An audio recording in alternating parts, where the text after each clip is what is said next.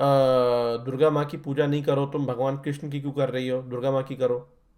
आज में होता है ना कि अब जाकिर नाइक कहते हैं Islam is the best religion in the world. क्यों करना है भाई आपको? आप अपना मानो, बाकियों को अपना मानने दो। आपको क्यों टी पे जाइए कहना Islam is the best religion in the world, Vedas में लिखा हुआ है कि प्रॉफिट मोहम्मद, कहाँ लिखा हुआ है बताइए जरा। साला चूतिया बनाता है लोगों का। ये सच्चाई है, ये this is a fact. Hey guys, welcome to my channel. My name is Atif Iqbal और आज मैं रिएक्शन देने वाला हूँ मीराबाई। तो मीरा के बारे में अगर आप नहीं जानते हैं तो मीरा जी जो थी ये भगवान विष्णु या भगवान श्री कृष्ण की बहुत बड़ी भक्त थी।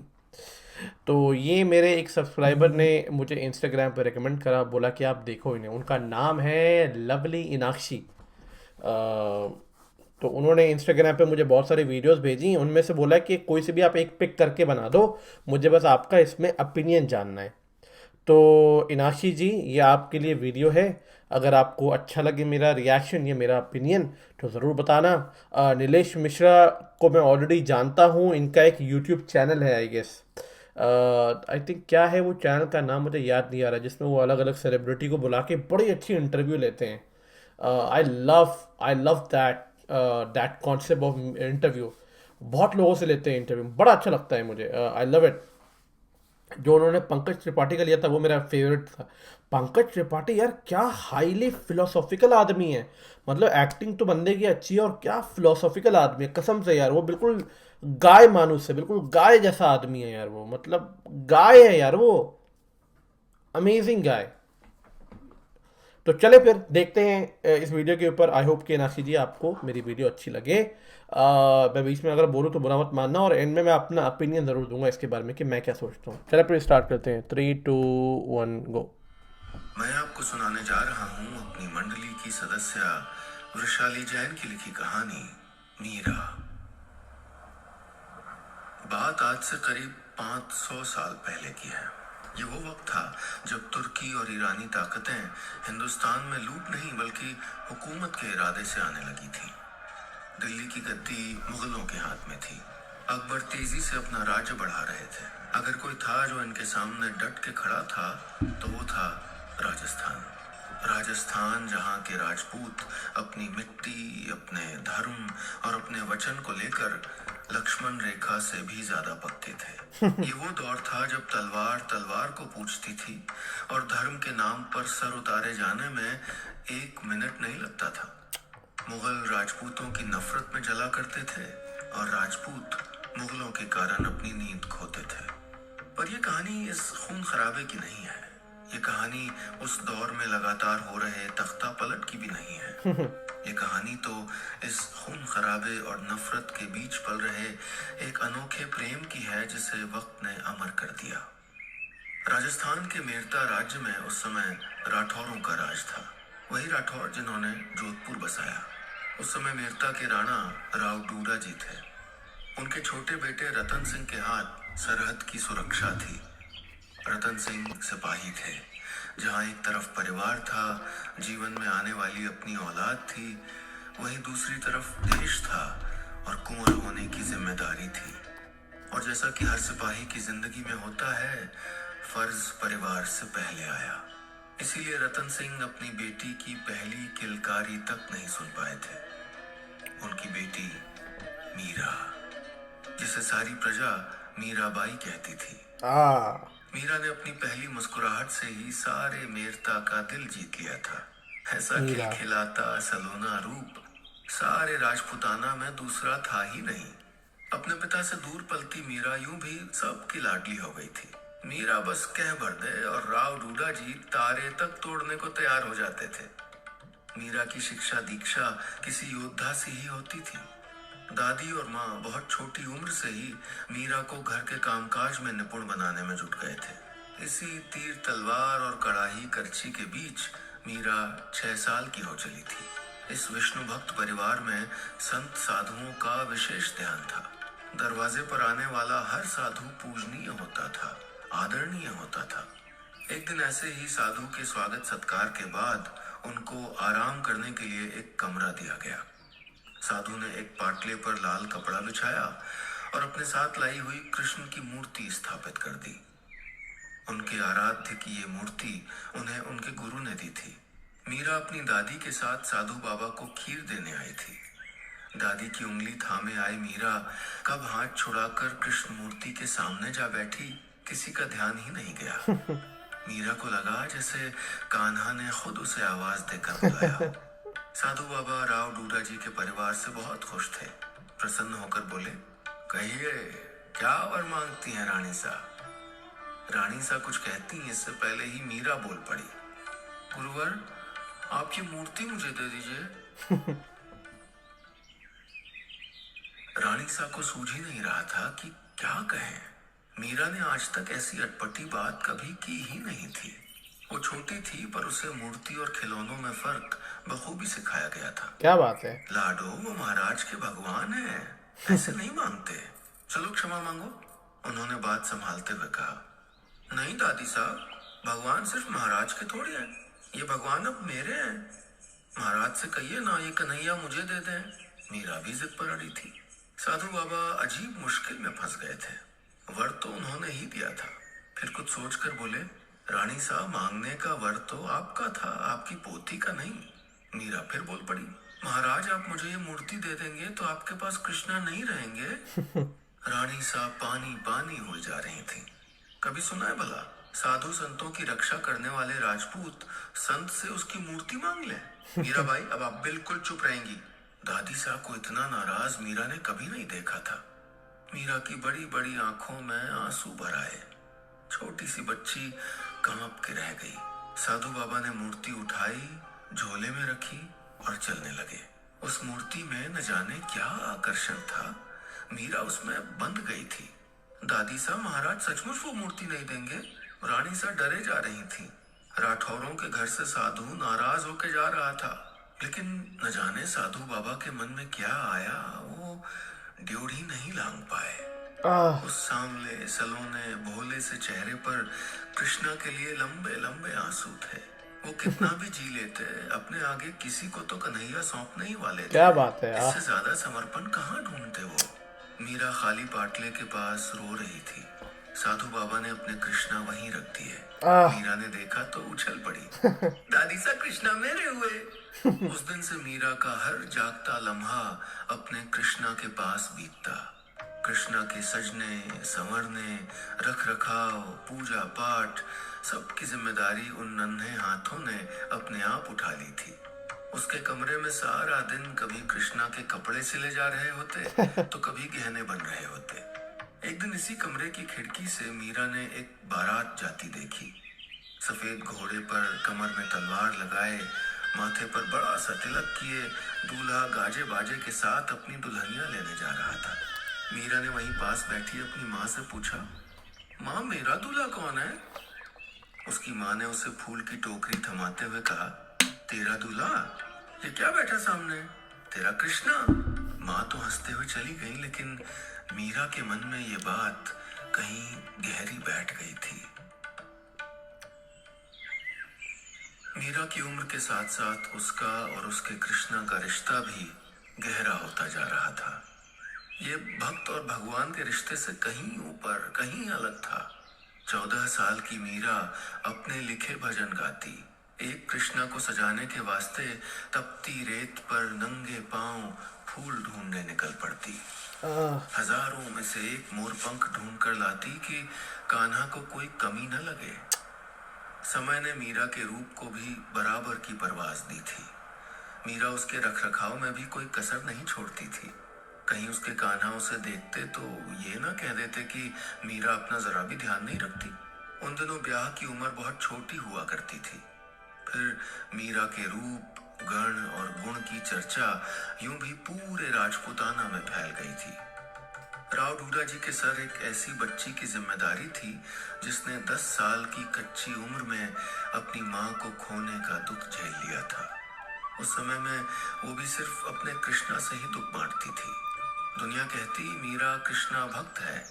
मीरा कहती कृष्णा मेरे भगवान नहीं, मेरे पति हैं, संगी हैं, सखा है, साया है। हमारा गठजोड़ तो माँ ने किया था। माँ ने ही अपना जामाता पसंद किया था। राव डूडा जी बच्ची की अटखेलियां समझ के हंसते थे, लेकिन सयानी होती बच्ची की चिंता किस पिता को नहीं होती। फिर मीरा तो 14 साल की हो चली थी। राजपुताने में इस उम्र में लड़कियां विदा हो जाती थीं। ऐसा भी नहीं था कि उसके लिए रिश्तों की कोई कमी हो। रिश्ते तो राणा साहब की लाडो के लिए एक से एक आए थे। पर एक दिन पैगाम आया राणा संग्राम सिंह के यहाँ से। राणा संग्राम सिंह, जिसे सारा राजपूताना राणा सांगा कहता था। वीरों में बाघ, चालाकों में लोमड़ी और स्वभाव में नारियल सी हस्ती थी राणा सांगा की। मेवाड़ के राजा, माँ दुर्गा के घोर उपासक और सिसोदिया खानदान की नाक राणा सांगा ने अपने बेटे कुंवर भोजराज का रिश्ता भेजा था मीराबाई के लिए। राव डूडा जी ने हाँ करने में एक पल की भी देरी नहीं की थी। भाग्य तो उनकी बेटी के अब खुले थे। जब मीरा को ये पता चला तो उसने लाख मिन्नतें की, मनुहार की, गिड़गिड़ाई कि दादा साहब ब्याह तो मेरा हो चुका, अब कुंवर साहब को दूं भी तो क्या। पर आखिर में राव बस इतना बोले, हमने हाँ कर दी है बेटी, अब परिवार की इज्जत आपके हाथ है, जो चाहे सो करिए। बेटियां तब भी इज्जत पर कुर्बानी देती थीं, बेटियां अब भी इज्जत पर क्या बात कुर्बानी है, देती क्या हैं। बात है। मीराबाई मान गई। मेवाड़ से आई बारात परियों की कहानियों से सुंदर थी और कुंवर भोजराज शहजादों सा ही खूबसूरत। मीरा ने आईने में खुद को देखते हुए अपनी सखी संजुक्ता से बस इतना कहा, ब्याह वाले दिन के लिए कान्हा की लाल जरी वाली पगड़ी सी देना संजुक्ता। मंडप सजा, फेरे पड़े, डोली सजी। मीराबाई कान्हा को गोद में बिठाए डोली चढ़ गई। डोली मेवाड़ पहुंची। कुंवर भोजराज के पीछे पीछे मीराबाई चलती रही। मीराबाई की गोद में कान्हा और इनके पीछे चलती संजुक्ता। द्वार पर भोजराज की बहन उदाबाई स्वागत के लिए खड़ी थी। उदाबाई ने मीरा की सुंदरता के बारे में केवल सुना ही था। मीराबाई की सुंदरता के आगे सब फीका था। उदा के मन में कहीं मीरा से कमतर होने की भावना बिना कुछ कहे सुने ही पल गई। उदा ने मीरा को पूरा महल दिखाया। पूजा वाले कमरे में राणा सांगा के पूर्वजों की तस्वीरें भी थीं। उदा मीरा से बोली, ये हमारे पूर्वज हैं, सब एक से एक महावीर, महापराक्रमी। माँ दुर्गा की कृपा से आज तक उनके नाम पर हमने कोई आंच नहीं आने दी। इस कुल की देवी दुर्गा है। हमने सुना है तुम्हारी ईश्वर में बड़ी आस्था है। अब से तुम्हारी सारी भक्ति दुर्गा के चरणों में ही होनी चाहिए। मीरा की गृहस्थी शुरू हो गई। भोजराज मीरा को बहुत पसंद करते थे। मीरा के राग, मीरा की लेखनी, मीरा की आंखें, सब कुछ। भोज कहते, मीरा के लिखने की ताकत और एक तारे की धुन अगर उनके पास होती तो युद्ध में इससे बड़े कोई हथियार हो ही नहीं सकते। क्या बात है। एक रोज मीरा के पास आए और बोले, संजुक्ता कहती है तुम राधा से जलती हो। संजुक्ता आपको मेरी सारी बातें बता देती है। मीरा कृष्णा के लिए दुपट्टा सीते हुए बोली। भोज ने उनके हाथ से वो दुपट्टा ले लिया। उसको उंगलियों के बीच फंसाते हुए बोले, जानती हो, जिस दिन संजुक्ता ने ये बताया था उस दिन बड़ी हंसी आई थी, पर आज मुझे तुम्हारे कृष्णा से वैसी ही जलन हो रही मीरा। मीरा ने भोज से दुपट्टा लिया और गाने लगी, राणा जी मैं तो गोविंद के गुण गासूं, राजा रूठे नगरी राखो, हरि के पास ही जासूं। भोज आगे न सुन सके, उठकर चले गए। उनका प्रेम एक बार फिर ठुकरा दिया गया था। उदा ने मौका सही समझा। कुंवर को अकेला पाकर बोली, जानते हैं महल में कैसी कैसी बातें हो रही हैं भाई साहब। भाभी साहब नगर के मंदिर में घंटों दरवाजे बंद किए बैठी रहती हैं, मंदिर के आंगन में नाचती हैं। अरे जाने कितने साधु आते हैं वहां, पता नहीं क्या चलता होगा। भोजराज ने एक गुस्से भरी नजर से उदा को देखा और वहां से तमतमाते हुए चले गए। उदा अपने मकसद में कामयाब हो गई थी। कुंवर भोजराज थोड़ी देर बाद नगर के बाहर पोखर के पास अकेले बैठे थे। आज जो उनकी बहन उदा ने कहा था वो उनके लिए नया नहीं था। वो अपनी पीठ पीछे दबी जबान में ये सब पहले भी सुन चुके थे। उन्हें याद था जब उन्होंने मीराबाई को पहली बार देखा था। बाबा को भले ही मीरा अपने रूप और समर्पण के लिए पसंद आई हो, लेकिन भोजराज तो मीरा की दया पर फिदा थे। उन्होंने मीरा को कितनी ही बार बीमार पक्षियों का इलाज करते हुए देखा था, कितनी ही बार झाड़ में फंसी तितलियों को छुड़ाते देखा था। वो कभी किसी दासी पर बिगड़ी हो ऐसा सुना नहीं गया। भोज ने अपनी कलाई पर बंधी तुलसी की माला देखी तो उनकी आंखें भर आईं। उन्होंने ही मीरा के गले से ये तुलसी माला उतार कर कहा था, मेरे नाम का मंगलसूत्र अगर तुम्हारे गले में रह सकता है तो तुम्हारी कोई निशानी मेरे साथ क्यों नहीं रह सकती। मीरा ने वो तुलसी माला अपने हाथ से उनकी कलाई पर बांध दी थी। पर समस्या तो ये थी कि मीरा की कृष्णा भक्ति महल की दीवारों तक ही सीमित नहीं थी। वो मिरासी, जिसको दुनिया बड़ा संत रैदास कहती थी, वो तक मीरा की भक्ति पर कविता करने लगा था। कहता था, गई कुमतिली साधु की सांगत, भगत भाई वा सांची, मीरा सांवरे के रंग राची। भोज ने तय कर लिया था कि अब वो मीरा को समझा देंगे, महल में अलग मंदिर बनवा देंगे, ये सारी जगहसाई अपने आप बंद हो जाएगी। भोज घर पहुंचे तो कोहराम मचा हुआ था। मीरा अपने सादे वेश में आंगन के बीचों बीच खड़ी थी। राणा सांगा भयंकर गुस्से में लग रहे थे। उदा राणा के पास हाथ पर हाथ धरे खड़ी थी। राणा जी उन्हें देखते ही बोले, तुम्हारी पत्नी ने दुर्गा की आराधना नहीं की, फक्कड़ साधुओं के साथ नाची गाई, हम चुप कर गए। तुम्हारे प्रति उदासीन रही, हम उसको भी घूंट में पी गए, पर अब ये लड़की हद पार कर चुकी है। भोज देखो देखो क्या मिला है आज उसके कृष्णा की मूर्ति से। राणा जी ने भोज के पैरों के पास एक जड़ाऊ हार फेंक दिया। भोज को काटो तो खून नहीं, ये हार अकबर का था, उस धूर्त मुगल का। ये कहां? मीराबाई का कहना है कि ये सुल्तान की भेंट है कान्हा के लिए। कहती है सुल्तान कृष्ण दर्शन को आए थे।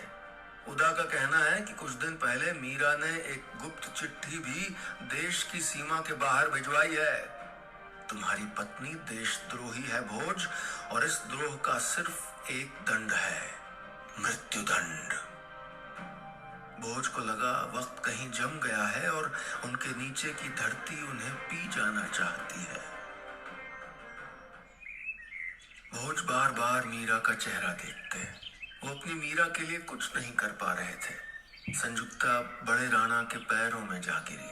राणा जी, चिट्ठी तुलसीदास महाराज को लिखी गई थी। बाईसा ने कोई द्रोह नहीं किया, पर अब कोई दलील सुनने वाला बचा ही कहाँ था। मीरा भोज के पास आकर रुक गई। मुझे क्षमा कर दोगे राणा? तुम्हारी बहुत दोषी हूं मैं, बहुत दोषी। मैं तुम्हारा कुछ भी नहीं मीरा। भोज का दिल अब काबू में नहीं था। हो तुम मेरे राणा हो, पर कृष्णा मेरे ठाकुर हैं, उनको कैसे छोड़ दूं बताओ तुम। भोजराज के मन में अगर कहीं एक उम्मीद की डोर बची भी थी तो वो भी टूट गई। पर मीरा भी अपने वश में कहाँ थी। भोज का ब्याह एक जोगन से हुआ था। इसमें न भोज की गलती थी न जोगन की। गलती तो सिर्फ परिस्थिति की थी। सही बात है। मीरा का दंड तय था। तमाम दरबारी, राजपुरोहित, मंत्री, सबका एक ही मत था, मीरा को मृत्युदंड ही मिले। जब नफरत मन पे हावी हो तो न्याय अन्याय में भेद रह भी कहाँ जाता है। भोज एक आखिरी कोशिश करने मीरा के पास तहखाने पहुंचे। मीरा, तुम क्षमा मांग लो सबसे, कह दो कि करोगी दुर्गा की उपासना, वो सब छोड़ देंगे तुमको।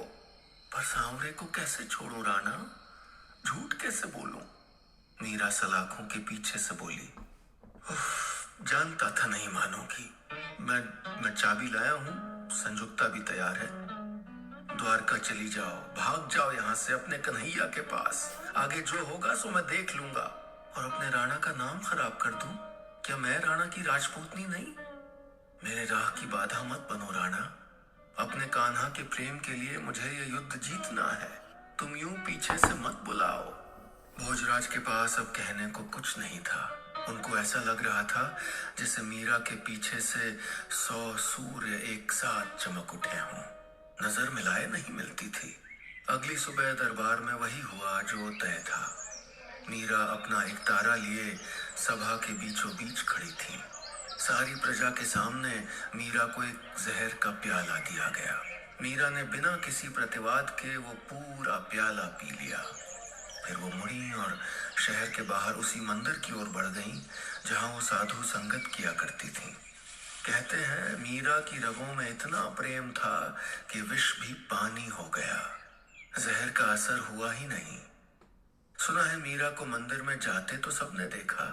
अंदर से आवाज भी आई कि मेरे तो गिरधर गोपाल, दूसरा न कोई, मेरे तो गिरधर गोपाल, दूसरा न कोई।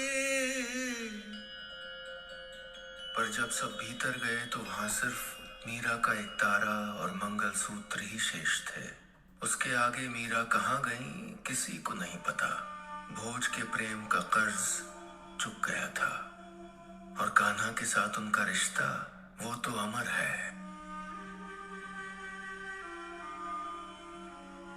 दोस्तों ये कहानी बस इतनी ही।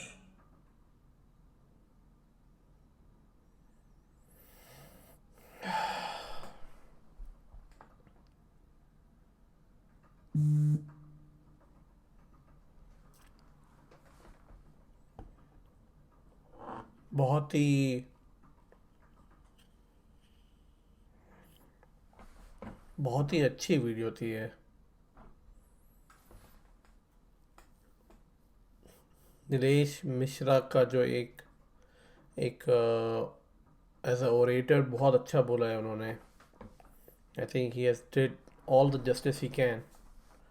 मुझे समझ में नहीं आता है कि हमेशा ये लड़ाई इस चीज़ की क्यों होती है कि तुम इसको पूजो उसको नहीं पूजो।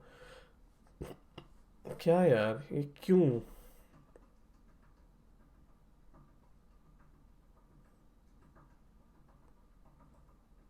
दुर्गा माँ की पूजा करो इसकी नहीं करो। अरे वो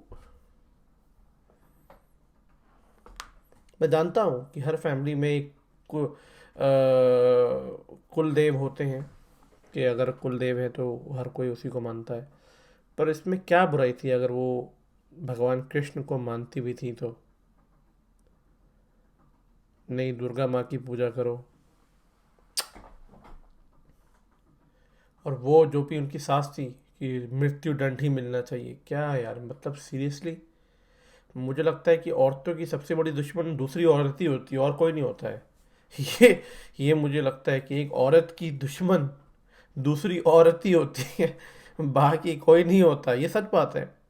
आप आई थिंक जब मैं बचपन में अपनी मम्मी के साथ सीरियल देखता था कसौटी ज़िंदगी की, कुमकुम है, क्योंकि सास भी कई बार, साला एक ही औरत दूसरे औरत की दुश्मन है। कोई भी एक लड़का दिखा है दुश्मन नहीं। कोमलिका वो क्या औरत ही थी ना, तो साला औरत ही औरत का काट रही है। बहुत अच्छी कहानी है मीरा भाई की। An amazing story and very biggest devotee of भगवान कृष्ण। भगवान कृष्ण हैं ही इतने अच्छे कि उनसे प्यार ना हो किसी को ये पॉसिबल नहीं है। मेरे इष्ट देव, मेरे जो आराध्य हैं, मेरे गुरु हैं, गुरुओं के गुरु, देवों के देव महादेव मेरे गुरु हैं। पर इसका मतलब ये नहीं है कि मैं भगवान कृष्ण को नहीं मानता। भगवान राम पूजनीय हैं।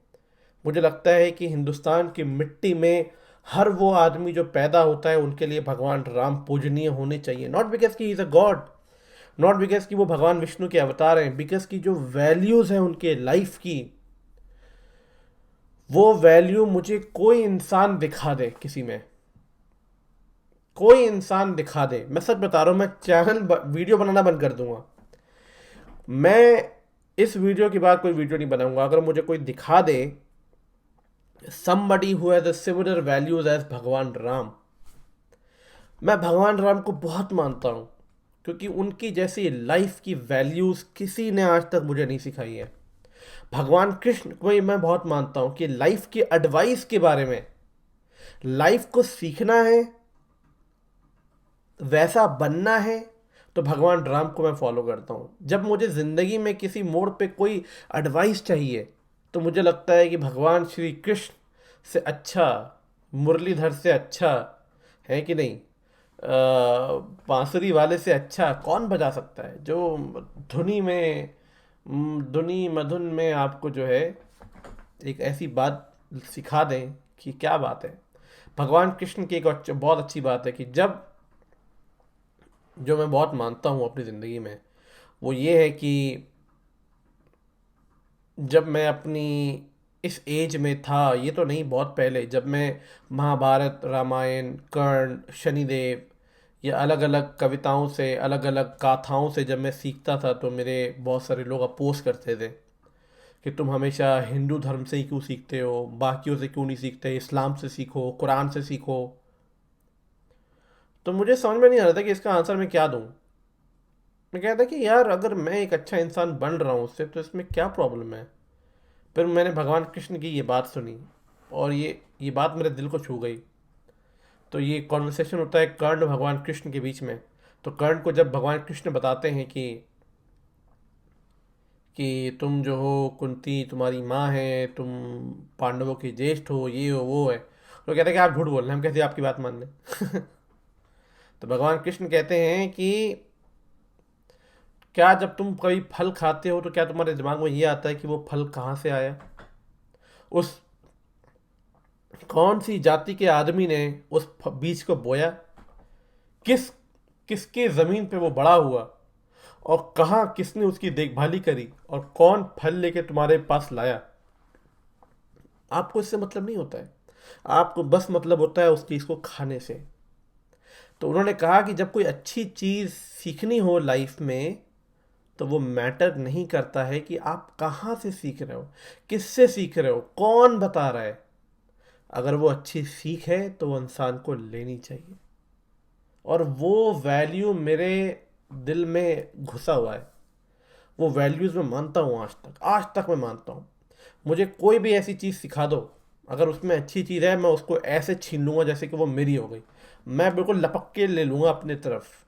मैं सच बता रहा हूँ, मैं स्पाइडरमैन की तरह मैं ले लूँगा उसको, क्योंकि वो मेरी हो गई। और इसको मैं आज मानता हूँ। मैं, मुझे कोई रोक के दिखाए, I don't give a shit. तो ये वैल्यूज़ हैं। पर मेरे लिए, मेरे आराध्य, मेरे देवों के देव महादेव, जिनकी चरणों का मैं धूल भी नहीं हूँ, मैं यही कहना चाहता हूँ। मैं उनको मानता हूँ बहुत ज़्यादा।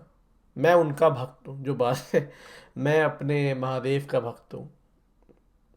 क्यों क्यों भक्त हूँ? क्योंकि वो भोले हैं, भोले हैं, भंडारी हैं, डमरू वाले हैं। जब मन उदास होता है भक्तों का, तो डमरू बजाते हैं, मज़ा आ जाता है। जब आप किसी परेशानी में होते हैं, भगवान शिव आ जाते हैं, भोले हैं, भोलेनाथ आपकी मदद करने। तो बड़ा अच्छा लगता है मुझे। उनकी लाइफ से मैंने बहुत सीखा है, उनकी लाइफ से, उनकी स्टडीज से। उन मैंने जब रिसर्च करा, पढ़ा उनके बारे में, क्या है वो, क्या नहीं है, अनादि अनंत है वो, सब उन्हीं से निकला है, उन्हीं में समा जाएगा। मैं उनको बहुत मानता हूँ। ये देखो ना, आई थिंक भगवान विष्णु, भगवान ब्रह्मदेव, पर भगवान शिव की ही पत्नी जो है माता पार्वती, वो अकेली हैं जो भगवान शिव की तरह ही ताकतवर हैं। और कितनी बार बताया जाता है कि वो भगवान शिव से भी ज़्यादा पावरफुल हैं। ये सच बात है कि अगर एक बार वो अपनी काली माँ के रूप में आ जाती हैं, तो वो बहुत फियर्सफुल हो जाती हैं, उनको रोकना पॉसिबल नहीं है। तो भगवान शिव को कितनी बार बाल रूप भी लेना पड़ता है, अलग अलग रूप लेना पड़ता है, ताकि वो शांत हो जाए। बहुत पावरफुल है वो। तो ये है। इक्वालिटी की बात जब आती है, इक्वालिटी, भगवान शिव, मुझे लगा कि यार, मैं कैसे नहीं मानूं भगवान शिव को। उन्होंने अपनी वाइफ को इक्वल से भी ऊपर रखा है। मैं कैसे नहीं मानूं भगवान शिव को अपना आराध्य, कैसे नहीं मानूं यार। और जहाँ पे बात आती है कि भगवान राम तो पूजनीय हैं, इस पे कोई डाउट नहीं है, पर भगवान भगवान शिव इतने बड़े, मतलब कि मुझे लगता है कि अगर उन्होंने गुस्से से त्रिशूल घुसड़ भी दिया ना, तो पूरा ब्रह्मांड खत्म हो जाए। और पर क्या है, वो फिर भी रहते हैं कैलाश में, कैलाश में रहते हैं, नंदी के साथ, अपने लोगों के साथ रहते हैं, खुश रहते हैं। नॉर्मल सी जिंदगी से भी बेचारे, एक कहते हैं ना, बहुत ही आह, न अपमान का भय न सम्मान का मोह। आए है, क्या बात है यार। न अपमान का भय न सम्मान का मोह, क्या बात है। भक्त नहीं वो भला है देखता, गुण देखे गुण गान नहीं। आहा,